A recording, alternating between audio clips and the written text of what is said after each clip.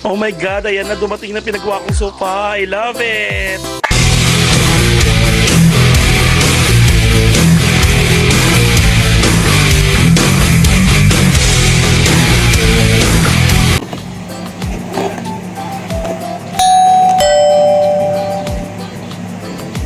Ay naku mga ka-rockers, andyan na yung pinagawa kong sofa. Oh my God, excited na ako. Tara, dali-dali puntahan natin. Oh my God, mga ka-rockers, this is it. Ito na, pinagawa kong sofa. Ayan, grabe, na-deliver na nila. Almost 2 weeks ko yata inantay ito. At talagang nagawa nila ng bonggang-bongga, grabe. Ayan, mga ka-rockers, at sukat na sukat. Grabe, mga ka-rockers, kaya sukat na sukat itong mga to kasi customized to. So, pumunta sila sa bahay na pinagawa ko, tapos pinasukat ko kung ano yung mga sukat na kung saan nilalagay itong mga puwan. Ayan siya mga ka-rockers, ang ganda, diba? I love it, nakakasosyal, ang ganda na yung tsura, diba? At mukhang matibay na matibay. Sabi ko, tibayan yung pagkakagawa, at talagang hindi ako nabigo.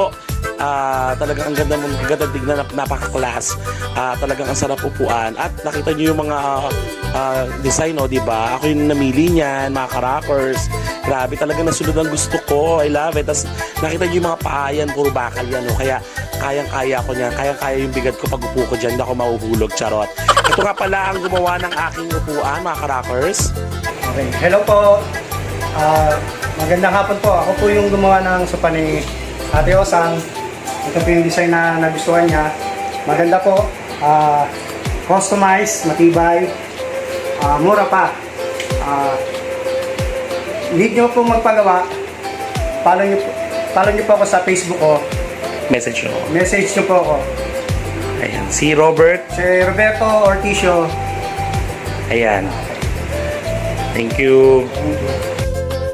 Ayan mga ka-rockers, mag-PM na kay Kuya Robert. Dali! At mapagawa na kayo ng ganito. Maraming salamat sa panonood mga ka-rockers, sa pag-aabang. Ayan na. So ito ng aking sofa na pinagawa. Kaya naman, keep on rock and rock the world. Yeah! I love it!